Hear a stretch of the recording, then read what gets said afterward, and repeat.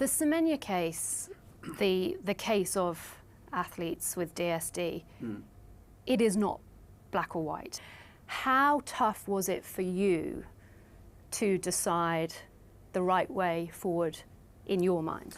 It was really important that the concept of free and fair, open competition and on a level playing field was adopted.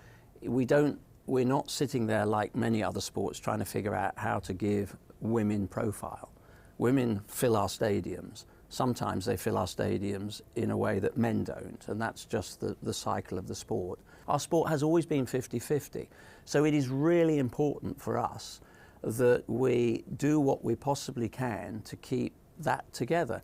It may be in 30 years, 40 years' time, society takes a different view and we have other classifications. I don't know, but at this point, my responsibility was to protect two classifications, and that's what we feel we've done. Do you have any regrets about how it was handled, how it panned out?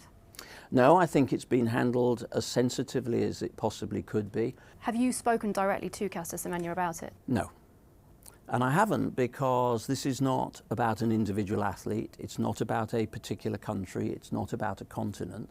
I don't see this as a personal issue. I see this as the right decision, and those regulations have been tabled for what I believe are the right reasons, and most importantly, the majority of my council.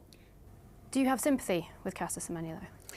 I have clearly a sympathy for the efforts that we are trying to make, and all the federations that are supporting us are trying to make, to keep the sport together. It doesn't sound like you're, as an athlete, it feels like you should have more empathy and sympathy for ultimately all she wants to do is do what she has done throughout her career, run.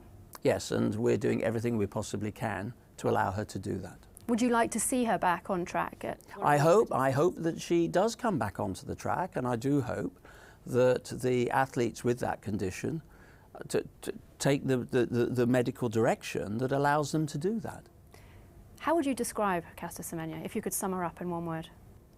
Look, I'm not going to get into individual athletes here. I've been really clear, and it's important that I don't personalise this, I don't individualise this.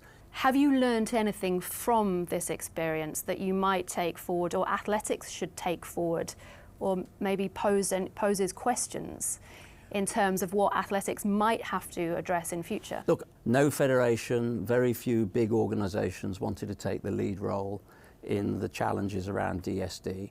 Transgender is going to be a massive issue, not just for athletics, but for so many other sports.